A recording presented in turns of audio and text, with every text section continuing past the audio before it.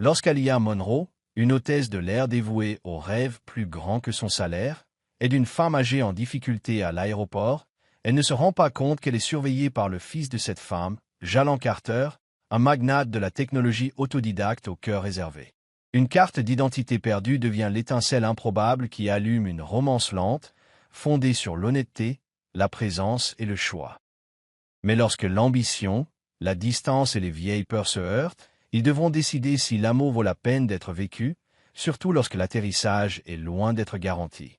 C'était un rythme familier pour Aliyah Monroe, un mélange de bagages roulants, d'annonces discrètes à la porte d'embarquement et du bourdonnement sur des voyageurs fatigués. Hartsfield Jackson se sentait toujours vivante, même au cœur de la nuit. Mais après 12 heures de service, la vie de ses propres membres avait commencé à s'estomper. Elle ajusta le blazer bleu marine ajusté de son uniforme, ramenant une boucle dans son chignon soigneusement relevé. Son badge, Aliyah Monsieur Horizon Airlines, vacillait dans la lueur d'une lumière. Elle voulait juste pointer, dormir un peu et peut-être, juste peut-être, se réveiller sans cette douleur dans le bas du dos. C'est alors qu'elle la vit. La femme se tenait près d'un pilier, luttant avec une modeste valise à motifs floraux qui semblait avoir sa propre volonté. Ses courtes boucles argentées encadraient un visage fier et expressif, les sourcils froncés de concentration tandis que ses doigts tâtonnaient avec la poignée. Elle portait un manteau rose clair, ouvert sur un chemisier Chanel vintage, et autour de son cou pendait un collier de perles dont le poids et l'éclat suggéraient une histoire. Sans hésiter, Aliyah changea de direction. « Madame, laissez-moi vous aider », dit-elle doucement en attrapant la valise. La femme leva les yeux, surprise, mais son expression sévère fondit dès que leurs regards se croisèrent. « Oh, merci, ma puce. » Ces vieux briscards ne coopèrent plus comme avant. Aliyah lui offrit un sourire chaleureux. « Yetitia. Je suis Aliyah. Dolores. Dolores Carter. » Elle hocha légèrement la tête avec dignité, puis rit doucement. « Merci, Aliyah. » Ces aéroports ne facilitent pas la vie des gens expérimentés. Aliyah rit doucement, ajustant la valise pour qu'elle roule doucement à côté d'elle. « Où alliez-vous, Madame Dolores? »« J'attendais que mon fils vienne me chercher. Je viens d'arriver de Charleston, où j'étais allé rendre visite à ma sœur. Elle a plus de 80 ans maintenant, mais on ne le dirait pas. Elle continue à harceler les gens comme si elle avait 25 ans. » Les yeux d'Aliyah se plissèrent de joie. Elle a l'air d'être une vraie galère. Elle l'est, mais je l'aime. Elle marchait lentement, Aliyah imitant les pas prudents de Madame Dolores, se faufilant à travers la foule animée. La jeune femme se déplaçait subtilement pour protéger Madame Dolores des voyageurs pressés. « Je peux t'emmener au salon VIP si tu veux. C'est bien plus confortable que ces chaises en plastique, » proposa Aliyah en désignant les sièges de la porte d'embarquement. « Tu mérites quelque chose de moelleux après ce vol. »« Eh bien, je ne dirai pas non à ça, » dit Madame Dolores, les yeux pétillants. « Mon fils insiste toujours pour que j'attende là-dedans, mais j'ai dû me retourner en descendant de l'avion. Ne t'inquiète pas, je t'accompagne. » Arrivée à l'entrée du salon, Aliyah présenta sa carte d'identité à l'hôtesse, qui lui adressa un signe de tête respectueux. Le salon s'ouvrit comme un sanctuaire, avec une lumière tamisée, des fauteuils moelleux et une douce playlist de jazz en fond sonore. Aliyah guida Madame Dolores vers un siège en cuir profond près d'un large hublot et plaça sa valise à portée de main. La vieille dame s'affala sur sa chaise avec un petit soupir de gratitude. « Vous êtes une bénédiction, » dit Madame Dolores en levant les yeux vers elle. « Être vue, être aidée sans rien demander, c'est important. »« Je le vois tout le temps, » répondit Aliyah en s'agenouillant brièvement pour fermer la petite poche de la valise.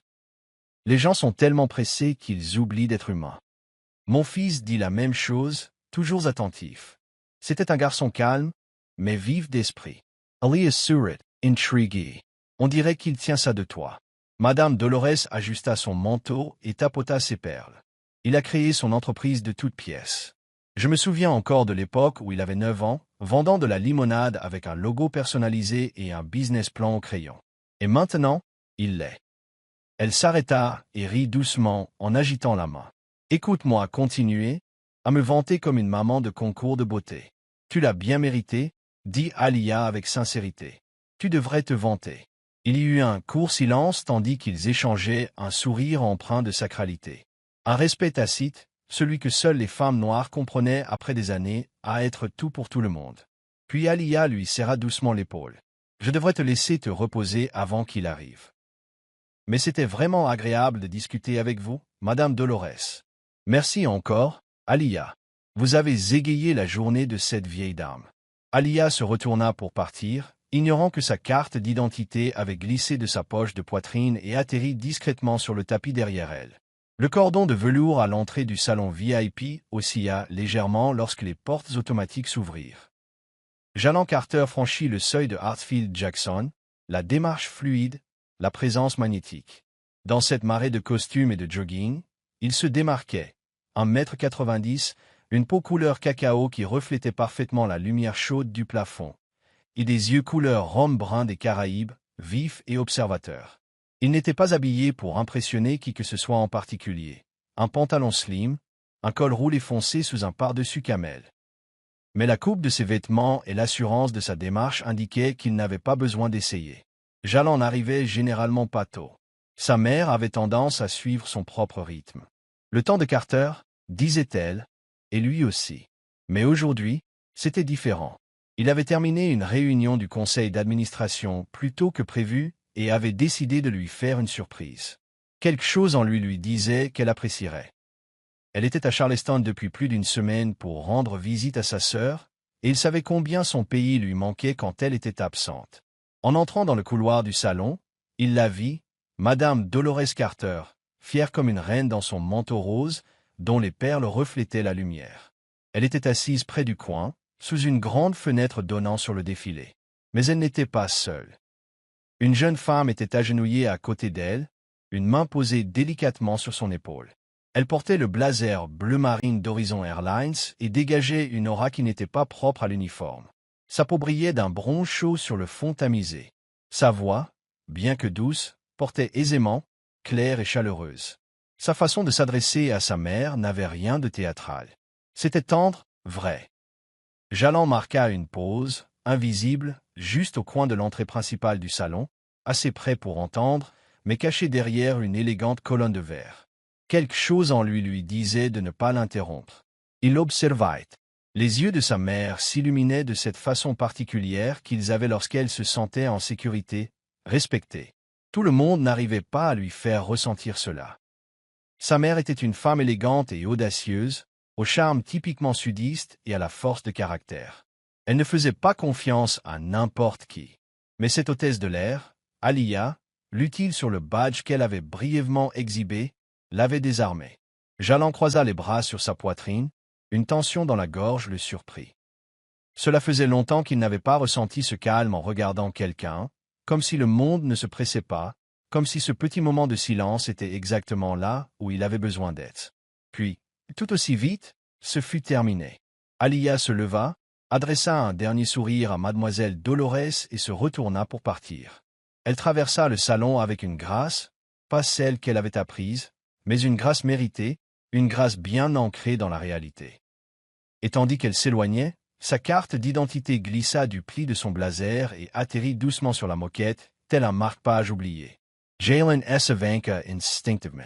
Le bruit du monde revint, les pas traînants, les appels lointains dans l'interphone, le bourdonnement de la machine à expresso derrière le bar. Il s'agenouilla et prit la carte. Alia Monroe, hôtesse de l'air, Horizon Airlines. Sa photo le fixait. Un sourire éclatant, des lèvres charnues, des boucles soigneusement enroulées autour de son visage. Son nom, son sourire, sa gentillesse, tout chez elle lui semblait différent. « Excusez-moi » cria-t-il d'une voix grave et douce, traversant l'espace. Mais elle était déjà partie, fondue dans la marée des voyageurs, son blazer bleu à peine reconnaissable parmi une centaine d'autres. Elle se déplaçait comme quelqu'un habitué à être ignoré par ceux qui ne recherchent pas la profondeur. Jalen expira, passant son pouce sur la carte d'identité. Alia Monroe.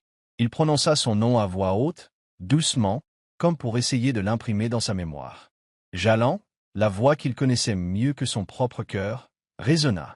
Il se retourna. Madame Dolores lui faisait signe de la main depuis son siège, les lèvres pincées en un sourire entendu. « Tu es en avance ?» la taquina-t-elle. « J'essaie d'être imprévisible de temps en temps. » dit-il en glissant sa carte d'identité dans la poche de son manteau et en s'approchant. Lorsqu'il se pencha pour l'embrasser sur la joue, Il la serra un peu plus fort que d'habitude. Elle le remarqua. Elle le remarqua toujours. Comment s'est passé le vol, maman? Bien mieux, grâce à cette charmante hôtesse de l'air, dit-elle en lissant son manteau tandis qu'il prenait son sac.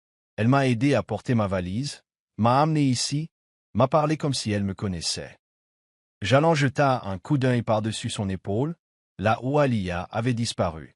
Ouais, murmura-t-il. J'ai vu. Tu as vu, hein? Les yeux de Madame Dolores se plissèrent légèrement, comme un chat qui savait que la souris avait été repérée. Elle me rappelait ta tante Nessa quand elle était jeune. Cette même grâce, ce même regard déterminé. Jalon ne répondit pas tout de suite. Il pensait encore à sa carte d'identité qui pressait sa poitrine. Elle laissa tomber sa carte, dit-il finalement. Madame Dolores haussa un sourcil. Et tu l'as ramassée? Il hocha la tête. Seigneur, ne laissez pas cette femme se marier, murmura Madame Dolores d'un ton enjoué, et Jalon leva les yeux au ciel. Elle faisait juste son travail, dit-il, même s'il n'avait pas l'air convaincu. Mais amen, Ferdinand Dolores. Ce n'est pas le boulot. C'était autre chose. On ne peut pas entraîner son cœur, ma puce. Soit on l'a, soit on ne l'a pas. Jalon lui offrit son bras, et elle se leva lentement, sa main passant dans la sienne avec aisance. Alors qu'il se dirigeait vers la sortie, la carte d'identité se déplaça de nouveau dans sa poche. Légère, mais impossible à ignorer. La propriété familiale Carter était nichée derrière de hautes grilles en fer noir à Buckhead, le joyau d'Atlanta, riche d'une vieille fortune, d'une nouvelle ambition et d'une paix impeccable. L'allée serpentait comme une rivière tranquille jusqu'à une maison à 2 étages, enveloppée de briques et de colonnes blanches. Assez large pour qu'un homme se sente petit, mais suffisamment chaleureuse pour ne pas le faire. À l'intérieur, les murs étaient tapissés de portraits de famille dans des cadres dorés, souvenirs au ton sépia d'ancêtres qui avaient bâti de toutes pièces, bec et ongles, dans un monde qui tentait de les enfouir sous lui. Sur chaque photo, on voyait quelqu'un sourire d'un triomphe discret. Jalon avait grandi sous ses yeux, constamment rappelé à ses origines. Il entra dans la maison, Madame Dolores à son bras, et le parfum du santal, de la lavande et des restes de soul food les accueillit comme des proches. « Tu veux du thé ou quelque chose, maman » demanda-t-il en retirant déjà son manteau. « Seigneur, oui. Mes pieds ne m'ont pas parlé aussi fort depuis le réveil religieux de 2002. » Jalon rit et se dirigea vers la cuisine. Elle s'enfonça dans le large fauteuil en cuir du salon, ses perles cliquetant doucement tandis qu'elle s'installait confortablement. Sa canne reposait sur l'accoudoir, élégante mais ferme, à son image. Tandis qu'il se déplaçait dans la cuisine, sortant des tasses du placard et faisant bouillir de l'eau, Jalon se retrouvait à retrouver le rythme de l'enfance, celui de sa mère oscillant entre force et douceur. Dolores Carter était une femme qui n'élevait pas souvent la voix, mais quand elle le faisait, des pièces entières se taisaient. Elle dirigeait des réunions d'affection en public comme des salles de conseil et enseignait à l'école du dimanche comme un professeur titulaire d'un doctorat en évangélisation. Alors qu'il revenait avec 2 tasses de chai à la cannelle et au miel, elle le fixait déjà d'un regard en coin, comme si elle cherchait à déchiffrer les petits caractères de son âme. Il lui tendit le thé. Alors, elle commença, sans siroter, se contentant de tenir la chaleur dans ses mains. « Tu as toujours sa carte d'identité » Jalon s'assit en face d'elle et se laissa aller en arrière, l'air détendu. « Waze, tu vas la rendre? Je pourrais l'envoyer par courrier au RH d'Horizon. Il le lui rendrait. » Dolores sirota son thé cette fois, lentement. « Ah » Jalon la regarda, puis détourna le regard, observant la traînée d'un avion dans le ciel depuis la grande fenêtre du salon. Le poids de la carte pesait toujours sur la doublure de la poche de son manteau, maintenant drapé sur le dossier de la chaise. « Tu sais ce que j'ai remarqué » demanda-t-elle d'une voix plus douce, comme s'il y avait un souvenir. « Cette fille, Alia, elle ne m'a pas aidé à cause de qui j'étais. Elle ne me connaissait pas, elle n'a posé aucune question. Elle a juste vu quelqu'un dans le besoin et est intervenue. »« Oui, » a dit Jalon. Elle marchait comme quelqu'un élevé avec soin. On le voit à la façon dont on se comporte, surtout dans un endroit aussi animé et froid qu'un aéroport. Cette fille marchait avec détermination. Il ne dit rien, mais elle vit la façon dont ses doigts tapotaient sa tasse. Ce tic Carter. Il réfléchissait, ressentait plus qu'il ne voulait le laisser paraître. « Tu ne l'as pas seulement vu, » continua Dolores. « Tu l'as senti. Tu la sens encore. Je le vois bien. » Il rit doucement, essayant de faire comme si de rien n'était. Maman, ne me fais pas comme si je ne savais pas de quoi je parle. Elle coupa doucement, sans élever la voix. Je t'ai donné naissance. Je sais quand quelque chose te touche. Tu étais là, comme si tu venais de voir le soleil se lever pour la première fois. Cette fille t'a fait quelque chose. Il s'est penché en avant, les coudes posés sur ses genoux. Sa mâchoire se serra légèrement. Je ne la connais pas, dit-il. Tu n'es pas obligé de la connaître. Ce n'est pas de cela qu'il s'agit. Il s'agit de voir quelque chose de réel chez quelqu'un et de décider si on va passer à côté ou s'en approcher. Dolores laissa le silence s'installer après cela, sirotant à nouveau son thé. Jalland fixa longuement le parquet avant de prendre son manteau. Il sortit la carte d'identité de sa poche et la retourna dans ses mains. Aaliyah Monroe. Il y avait quelque chose dans la façon dont sa photo souriait, pas seulement comme une pose pour l'objectif, mais honnête, familière, comme quelqu'un qui n'a rien à prouver et tout à donner. Je ne sais même pas si elle est célibataire, murmura-t-il. Eh bien, je ne sais pas si je vivrai jusqu'à 95 ans, répondit Dolores d'un ton neutre. Mais je me lève quand même et prends mes vitamines comme je le fais. Jalland leva les yeux vers elle, un sourire hésitant se dessinant. Tu es drôle, dit-il. Je suis sage, corrigea-t-elle. Et si j'avais 30 ans de moins et que je ne marchais pas avec cette canne, j'emmènerais moi-même cette fille bruncher, juste pour voir quel genre de cœur elle a, parce que c'est rare de nos jours. Et je te le souhaite. Elle marqua une pause, laissant la phrase retomber. Tu as un esprit vif, Jalland, vif comme un fouet. Tu as construit quelque chose d'extraordinaire à partir de rien. Mais tu es seul. Tu ne l'as pas dit à voix haute, mais je le ressens. Et quand je te vois regarder une femme comme ça, Seigneur, je n'ai pas vu ce regard depuis que ton père m'a vu chanter à l'église. Jalland sentit son souffle se serrer à cette phrase. Il la regarda, sa mère, sa boussole, et tous les murs qu'il avait mis des années à construire pour rester concentré, pour garder une longueur d'avance, commencèrent à bouger légèrement. Il ne répondit pas. Il resta planté là, marcha jusqu'au manteau de la cheminée et y déposa sa carte d'identité comme si c'était un objet sacré. Dolores le regardait, son sourire discret et fier. Peut-être que le destin n'est plus subtil, dit-elle. Peut-être qu'il essaie de crier et que tu serais stupide de ne pas l'écouter. Le lendemain matin, l'air d'Atlanta était chargé d'une pluie printanière précoce, non pas de celle qui vous trempe, mais de celle qui persiste dans l'atmosphère, lourde, parfumée, vivante. Les trottoirs luisaient sous un ciel gris ardoise et les vitres du terminal régional d'Horizon Airlines étaient recouvertes d'une brume légère. Jalland Carter s'arrêta au bord du trottoir dans son élégante Audi noir mat, le moteur chuchotant lorsqu'il coupa le moteur. Il vérifia à nouveau sa carte d'identité, celle d'Aaliyah Monroe, toujours glissée dans la poche intérieure en cuir de son manteau. Il n'était pas du genre à faire des détours. Son temps était compté à l'heure, parfois à la minute, mais là, il lui semblait différent, nécessaire. Il sortit, passa une main sur sa coupe impeccable et entra dans le bâtiment d'un pas assuré, confiant mais jamais arrogant. La réceptionniste leva les yeux, surprise par ce changement soudain d'attitude. « Bonjour », dit-elle avec un sourire curieux. « Puis-je vous aider ?»« J'espère bien, » répondit Jalland d'un ton calme. « Je souhaite retourner ceci à l'une de vos hôtesses de l'air, Aaliyah Monroe.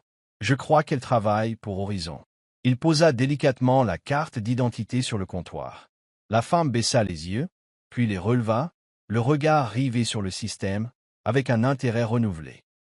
Un instant, elle tapa sur le système avec ses longs ongles en acrylique cliquetant en rythme, levant de temps en temps les yeux vers lui.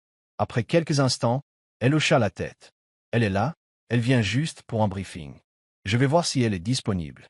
Jalland hocha poliment la tête et s'écarta, les mains dans les poches de son manteau, attendant. Il ne répétait pas ce qu'il allait dire.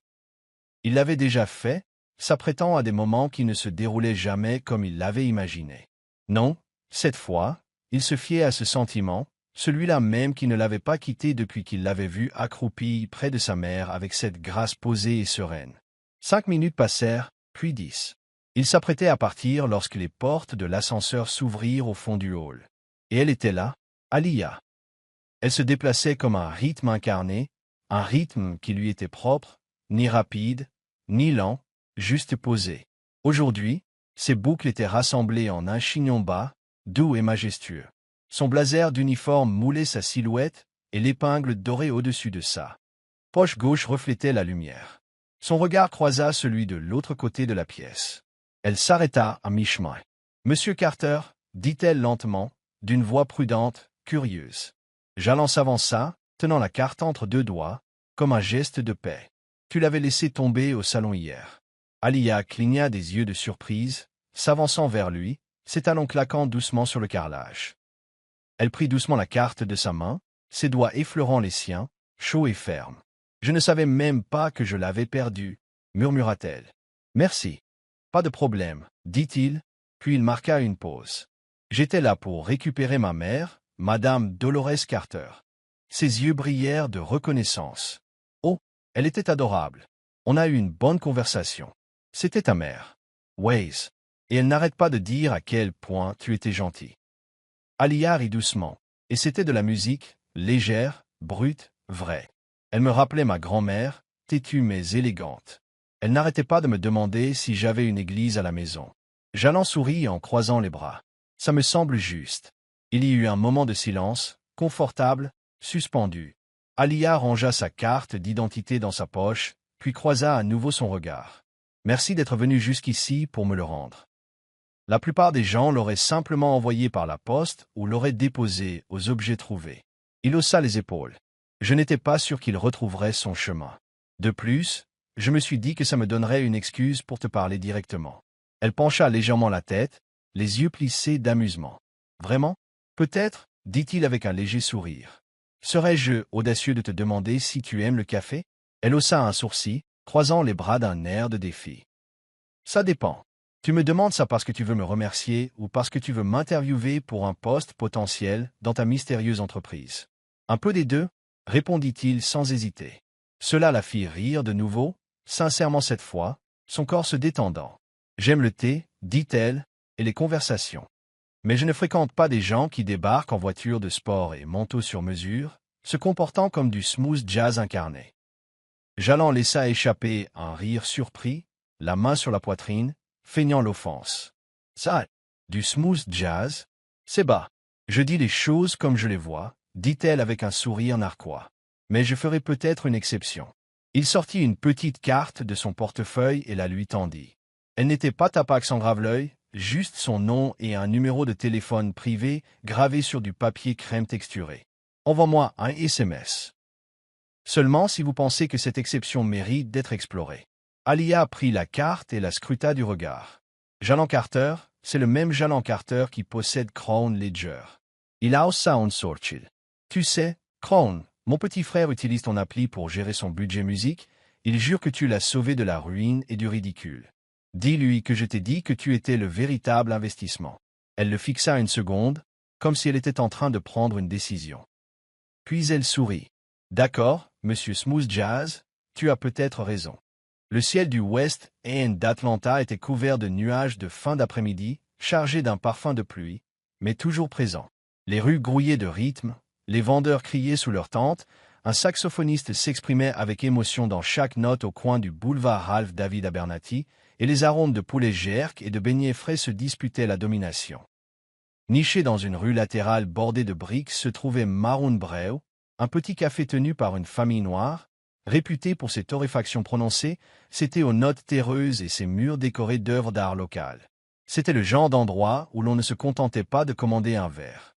On s'attardait, on écoutait du jazz et on repartait plus beau qu'on était venu. Alia Monroe entra, vêtue d'un trench olive foncé, des gouttes de pluie parsemant ses épaules. Ses boucles étaient libres aujourd'hui, tourbillonnant doucement autour de son visage, avec des contours nets et simples. Elle s'arrêta sur le seuil, le scrutant, le souffle court, non pas par nervosité, mais par anticipation. Il était déjà là. Jalland, assis à une table d'angle près de la fenêtre, vêtu d'un pull noir à col rond et d'un jean, le téléphone posé sur le côté, le thé déjà devant lui. Lorsqu'il leva les yeux et la vit, sa posture changea, non pas pour faire une performance, mais pour s'ouvrir. « Et, dit-il alors qu'elle s'approchait. Et toi-même, répondit-elle en se glissant sur le siège en face de lui. Pendant un instant, ils se contentèrent de se regarder. Le silence entre eux n'était pas gênant. C'était chargé de non-dits, mais compris. J'ai pris l'hibiscus, dit-il en désignant sa tasse qui l'attendait déjà. Le barista a dit que c'était ton préféré. Elle arqua les sourcils. Tu me traques maintenant? Il sourit. Non, juste quelqu'un qui s'est écouté. Elle sourit et quelque chose se détendit dans ses épaules. Tu te souvenais d'une conversation de 5 minutes. Tu te souvenais de ma compagnie grâce à l'application de gestion de budget de mon petit frère. Alors, je suppose que nous sommes tous les deux des harceleurs. Touché. Ils sirotaient en tandem, le bourdonnement discret du café créant un doux périmètre autour d'eux. Alors, dit-il en se penchant en avant, qui est Alia Monroe quand elle n'accompagne pas des vieilles dames dans les aéroports et ne perd pas sa carte d'identité? Elle marqua une pause, faisant tournoyer doucement le thé. Née à Decatur. L'aîné de 3 enfants. Élevée par une mère célibataire qui travaillait la nuit comme infirmière et qui continuait à préparer des crêpes maison le dimanche matin. Jalland hocha la tête, écoutant attentivement. J'ai un petit frère nommé Trey qui rappe sur la dette étudiante comme si c'était une histoire de guerre et une petite sœur qui va changer le monde, avec ou sans études. Alia a levé les yeux. Moi, je voulais juste voler. Pas pour toujours, mais assez longtemps pour découvrir le monde extérieur à l'ICID d'Atlanta et amasser suffisamment de pain pour payer les études de Trey. Le poste d'hôtesse de l'air a toujours été son objectif. C'était le tournant, a-t-elle dit. Je voulais devenir infirmière dès la fin du lycée. J'ai même été acceptée dans le programme de formation de Grady. Mais quand maman est tombée malade, atteinte d'un lupus à un stade précoce, mes plans ont changé. Bill se fichait des rêves. Il n'y avait aucune amertume dans sa voix. Juste des faits. La vie, tout simplement. La mâchoire de Jalland se crispa légèrement. C'était un choix difficile à faire. Elle le regarda, claire et posée. Oui, mais je ne le regrette pas. Voler m'a donné du recul, de l'espace pour respirer. De plus, j'ai vu des couchers de soleil sur le Sahara et j'ai aidé une mère en pleurs à calmer son bébé lors d'un vol de 13 heures vers Heathrow. On apprend beaucoup sur l'humanité à 9000 mètres d'altitude. Il hocha la tête, d'un hochement de tête bas et pensif. Tu as déjà pensé à retourner aux soins infirmiers? Tous les jours. Je viens de postuler à un programme à Londres. C'est un peu tiré par les cheveux, mais si j'y suis admis, je serai absent 2 ans. Son expression resta inchangée, mais le silence entre eux, lui, si. Tu vas à Londres?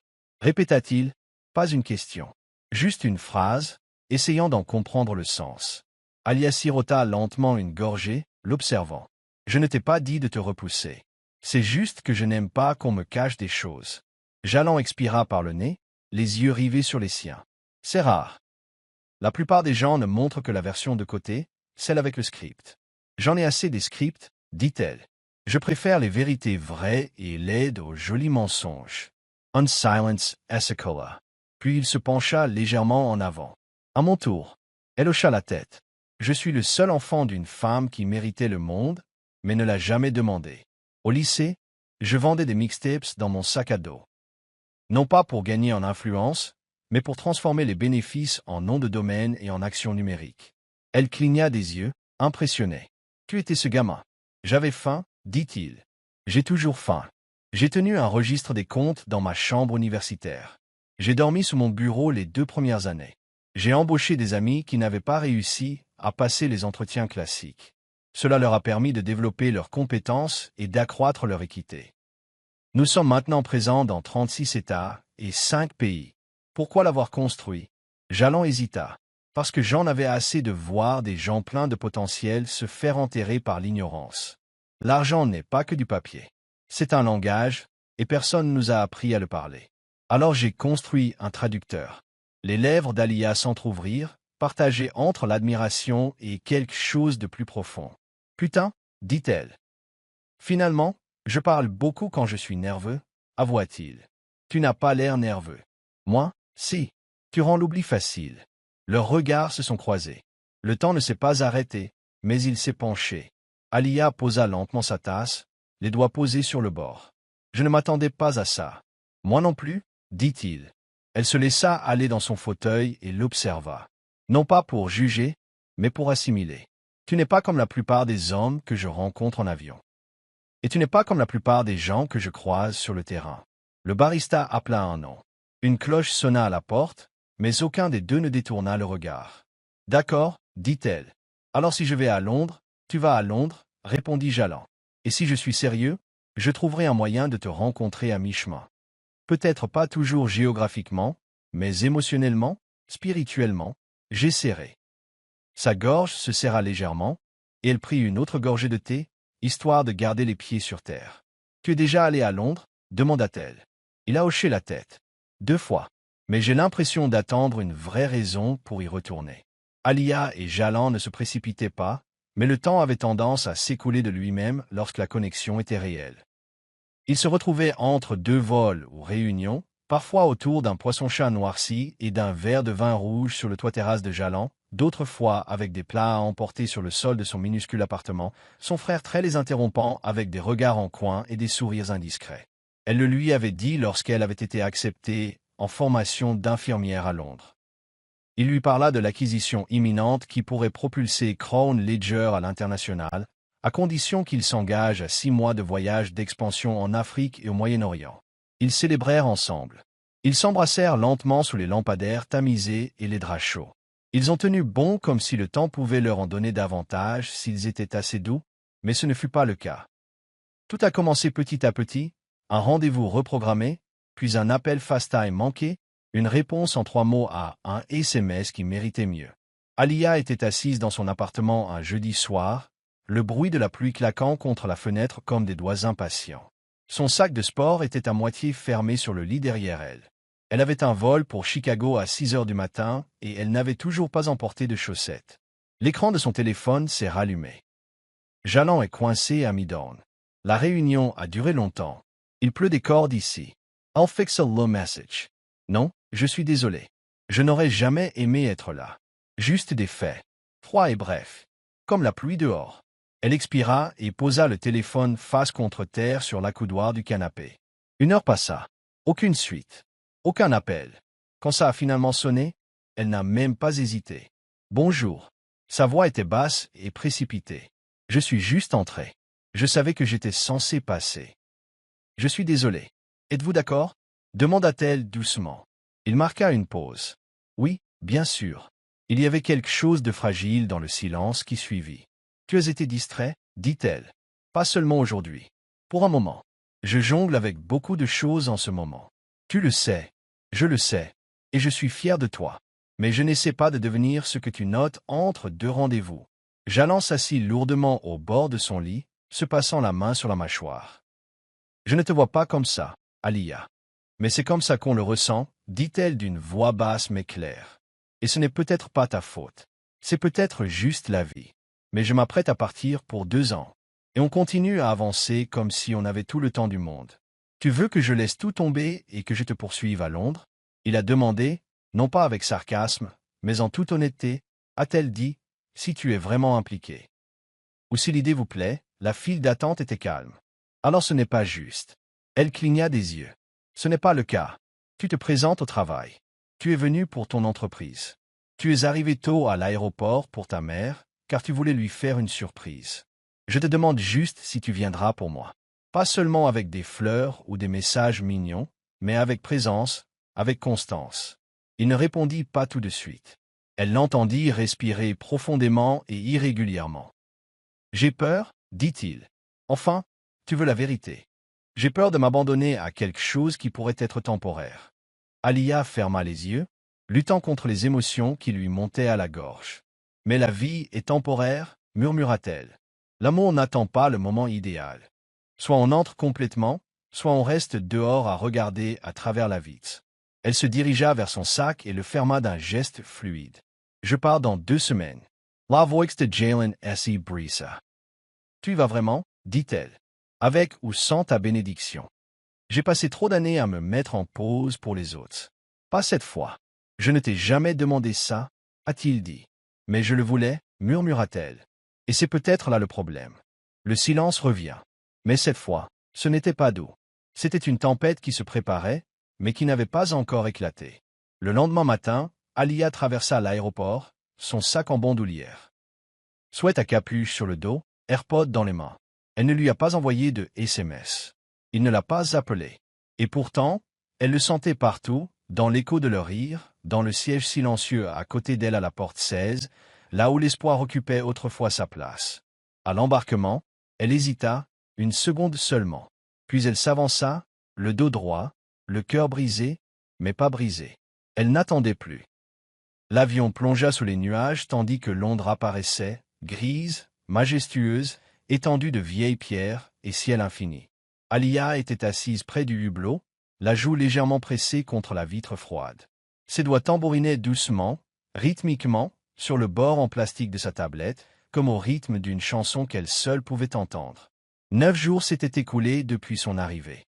9 jours depuis sa sortie de Hartsfield sans un regard en arrière. 9 jours qu'elle n'avait plus eu de nouvelles de Jalan. Londres était d'une beauté brutale, qu'elle garda des secrets ou des bâtiments qui se souvenaient de tout. Elle se retrouva rapidement dans le rythme, matinée chargée de cours et de préparations cliniques, soirée baignée de thé et de notes, les yeux fatigués mais le cœur toujours agité. Elle ne s'était pas laissée aller à pleurer, pas vraiment. Elle se disait qu'elle allait bien, qu'il était un beau, et si. Qu'elle était entière avant lui et qu'elle le resterait après. Mais un soir, alors que la pluie tombait comme un souvenir et que le silence pesait trop lourd sur sa poitrine, elle ouvrit son journal et se mit à écrire. Pas à lui, pas au début, mais à son sujet. Pendant ce temps, de l'autre côté de l'Atlantique, Jalan Carter fixait son téléphone comme s'il l'avait maudit. Il n'avait pas envoyé de message, pas appelé, non pas par manque de volonté, mais parce que chaque brouillon qu'il tapait lui semblait trop peu, trop tard, et parce que le silence entre eux semblait plus rassurant que le risque d'être refoulé. Pourtant, elle était partout, dans le parfum de lavande sur l'écharpe de sa mère, dans la musique douce qui jouait dans sa voiture la nuit, dans cette sensation soudaine que la vie lui semblait trop bruyante, trop rapide, trop vide. Il essaya de se plonger dans le travail. Crown Ledger était en pleine expansion. Il avait conclu la première partie de l'accord international. Les gros titres le qualifiaient de visionnaire, mais rien de tout cela n'avait le goût de rien. Puis, un après-midi, alors qu'il rangeait son sac à dos entre deux vols, il trouva la lettre, pliée en 3, scellée dans du papier à lettres beige chaud, ornée de minuscules fleurs pressées sur les bords. L'écriture de sa mère. Mon fils, je connais ce regard dans tes yeux. C'est le même que celui que portait ton père la nuit où j'ai failli le quitter. Tu veux dire quelque chose, mais tu as peur que ce ne soit pas suffisant. Laisse-moi te dire une chose, ma puce. L'amour n'exige pas la perfection. Il suffit d'être présent. Pas besoin de trouver les mots justes. Il suffit d'être honnête. Trouve ton courage, Jalan. Celui qui ne se résume pas aux communiqués de presse ou aux articles de Forbes. Celui qui frappe à la porte d'une femme avec rien d'autre qu'un cœur sur la main et une prière sur la langue. Elle le vaut bien, et tu le sais. Je t'aimerai toujours. Mais man. Il resta assis un long moment, la lettre sur les genoux, s'inclinant comme à l'église. Puis il se leva, alla à son bureau et ouvrit une nouvelle feuille. Il écrivit comme il parlait quand personne ne le regardait. Pas de costume, pas d'armure. Juste la vérité. Alia, je n'ai pas les mots parfaits, mais je te dois les vrais. Je me suis figé. J'ai laissé la peur parler plus fort que ce que je ressentais. Et ce que je ressentais me faisait peur, car c'était réel. Car tu n'étais jamais temporaire pour moi. Tu étais la clarté. Une lucidité que je n'aurais jamais cru connaître. Quand tu t'es éloigné, je l'ai ressenti dans ma poitrine comme un battement de cœur. Non pas parce que j'avais perdu le contrôle, mais parce que je t'avais perdu. Et je sais que tu n'es pas parti pour me punir. Tu es parti parce que tu t'es enfin choisi. Et ça m'a fait t'aimer encore plus. Je ne veux pas être juste un nom dans ton passé. Je veux être là pour toi de toutes les manières possibles. Même si cela implique d'apprendre à t'aimer au-delà des océans. Même si cela implique de tout recommencer à zéro. S'il reste de la place dans ton histoire, j'aimerais bien y revenir. Pas seulement comme un homme arrivé en retard, mais comme celui qui a refusé d'arrêter d'être présent. Jalan. Il a scellé la lettre, a écrit son nom en caractères gras et simples, et a réservé un aller simple pour Londres avant même de pouvoir se convaincre du contraire. 3 jours plus tard, Alia faisait la queue devant un café de Notting Hill. Parapluie dans une main, sac cabas dans l'autre, quand son téléphone a vibré. Numéro bloqué. Elle a répondu avec prudence. Bonjour. La voix à l'autre bout du fil était calme. Britannique. S'agit-il de Madame Alia Monroe? Oui. J'ai un colis ici, à la réception de votre immeuble. Pas d'adresse de retour, mais urgent. Elle cligna des yeux. Je serai là dans 15 minutes. Le paquet était petit. Plat. Enveloppé dans du papier craft, son nom écrit à la main. Lorsqu'elle l'ouvrit à l'étage, la lettre glissa sur ses genoux. Et à côté, une carte d'embarquement. Jalan Carter. Hartsfield, Jackson à Heathrow. Arrivé demain. Elle la fixa, puis de nouveau la lettre. Son souffle s'arrêta. Sa main tremblait. Et pour la première fois depuis des semaines, elle pleura. Pas de chagrin. Non pas par peur, mais par ce sentiment terrifiant, magnifique et implacable. Il le pensait vraiment. Le terminal de l'aéroport d'Heathrow bourdonnait d'une animation matinale. Des annonces défilaient au plafond. Des voyageurs serraient leurs gobelets en carton et leurs passeports. Et le rythme constant des valises roulant sur le carrelage. C'était un lieu fait pour les arrivées et les départs, pour les salutations comme pour les chagrins. Alia Monroe se tenait près de la porte d'arrivée, les mains enfoncées dans les poches de son manteau de laine. Son cœur battait à un rythme incontrôlable. Ses boucles étaient tirées en un chignon lâche. Des morceaux effleuraient ses joues à chaque mouvement anxieux de la tête. Elle n'avait dit à personne où elle allait ce matin-là, ni à ses camarades de classe, pas sa colocataire. C'était un moment trop sacré pour être partagé. Elle n'avait pas répondu à la lettre. Elle n'en avait pas eu besoin, car certaines réponses ne viennent pas à l'encre. Elles viennent en présence. Et maintenant, elle était là, à l'endroit même où elle avait autrefois aidé une vieille femme à trouver du réconfort dans un espace inconnu. Le souvenir de Madame Dolores, sa gentillesse, son rire. Tout cela s'épanouissait dans sa poitrine comme un doux hymne. Puis elle le vit, sortir par les portes vitrées, une valise à la main, son manteau sur le bras. Ses yeux scrutent le ciel, tel un homme à la recherche d'une étoile unique et irremplaçable dans un ciel illuminé. Jalen. Ses épaules étaient tendues au début, sa démarche hésitante. Puis leurs regards se croisèrent. Et tous ces murs s'effondrèrent. Il s'arrêta de marcher. Il resta planté là. Elle l'a absorbé. Elle n'a pas fait signe. Elle n'a pas bougé. Et pourtant, il s'approchait d'elle. Chaque pas était réfléchi. Lentement. David. Lorsqu'il la rejoignit, il ne parla pas immédiatement. Sa poitrine se soulevait et s'abaissait au rythme de la sienne, comme si leur souffle s'était assoupli par dépit, à des mois et des kilomètres de distance. « Tu es vraiment venu » murmura-t-elle. « Je te l'avais dit » dit-il. Son regard, sans défense, à vif, la fit menacer de trahir. Ses yeux exprimaient la joie, l'excuse, la promesse. Tout cela sans un mot. « Je n'ai pas répondu à ta lettre » murmura-t-elle. « Je ne l'ai pas écrit pour répondre » dit-il. « Je l'ai écrit pour avouer. » Elle fouilla dans la poche de son manteau et en sortit un morceau de papier plié. Doucement, elle le lui serra dans la main. « Qu'est-ce que c'est » demanda-t-il. « Ma confession. » Il le déplia soigneusement, son regard parcourant lentement les mots. Ce ne fut pas long. « Jalan, je ne m'attendais pas à trouver quelqu'un qui me voie. Au-delà de l'uniforme, au-delà du sourire. Tu n'as pas seulement été témoin de ma gentillesse, tu l'as respectée. Tu l'as égalée. Et quand je suis parti, je me suis dit que je me choisissais. Et c'était le cas. Mais je réalise maintenant que me choisir ne signifie pas que je ne peux pas te choisir aussi. Alors je suis là. Si vous l'êtes. Aucune promesse, sauf celle-ci. J'essaierai. Si tu le fais. Alia. Il plia le billet comme s'il s'agissait d'un objet sacré et le glissa dans la poche intérieure de son manteau. Je suis là, dit-il. Ce n'était pas une déclaration. C'était un serment. Et elle le croyait. Alia s'avança, comblant l'espace entre eux. Elle prit sa main, rude, chaude, familière, et entrelaça ses doigts avec les siens. « Tu veux du thé » demanda-t-elle, les yeux pétillants. « Seulement si c'est de l'hibiscus » répondit-il avec un sourire d'homme enfin apaisé. Ils sortirent du terminal main dans la main, dans l'air vif de Londres, le cœur adouci mais plus fort. Ne vivant plus dans deux temporalités distinctes, ils n'étaient pas pressés. Ils ne faisaient pas semblant.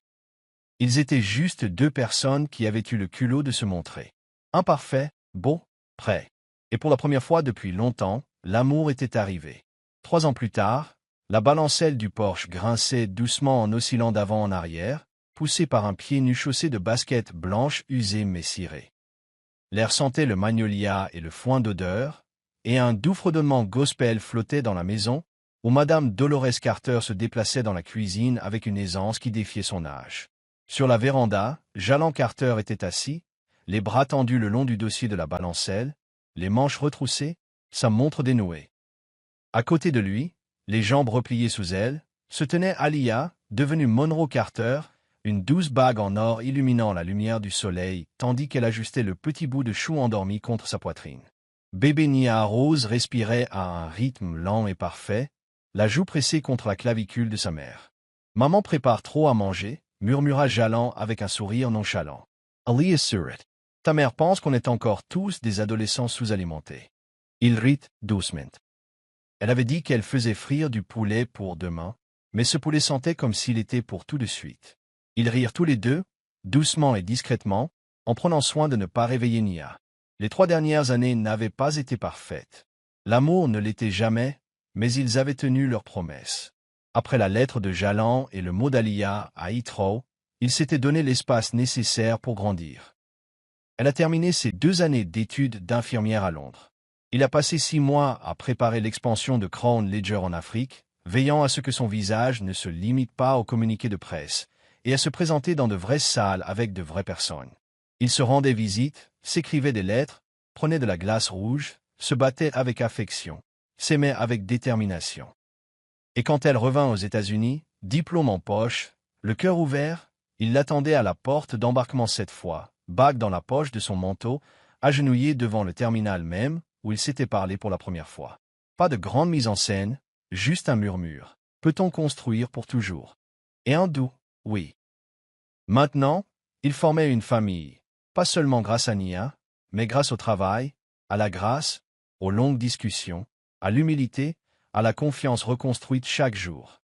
Aliyah appuya sa tête contre l'épaule de Jalan, et il déposa un baiser dans ses boucles. « Tu crois qu'elle va voler » demanda-t-il doucement en hochant la tête vers Nia. « Oh, elle va s'envoler » murmura Aliyah, « mais j'espère qu'elle saura aussi atterrir. » Jalan hocha la tête. « Tu m'as appris comment faire. » À l'intérieur de la maison, Madame Dolores cria. « Si vous ne venez pas chercher ces assiettes, je vais nourrir le chat du voisin. » Ils rirent tous les deux de nouveau, se levant doucement, Aliyah serrant Nia contre sa poitrine tandis que Jalan ouvrait la porte moustiquaire. Avant d'entrer, il marqua une pause et regarda le porche, le coucher de soleil peignant le ciel de traînées d'ambre et de violet. « Quoi » demanda Aliyah en suivant son regard. Il secoua la tête en souriant. « Je ne savais pas que la vie pouvait être comme ça. » Aliyah lui rendit son sourire, le regard chaleureux. « C'est possible, quand on cesse de fuir. » Ils entrèrent dans la maison, dans la lumière, dans l'odeur du poulet frit et du riz au jasmin, dans les rires, les histoires et l'amour qui ne demandaient jamais la perfection, seulement le présent. Et quelque part dehors, un avion passa au-dessus de nos têtes, très haut, transportant des inconnus, peut-être une histoire qui n'avait pas encore commencé.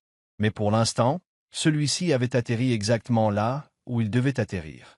Nous sommes arrivés au bout de l'histoire. J'espère que vous avez apprécié. Aimez ma chaîne YouTube et abonnez-vous pour découvrir d'autres histoires intéressantes.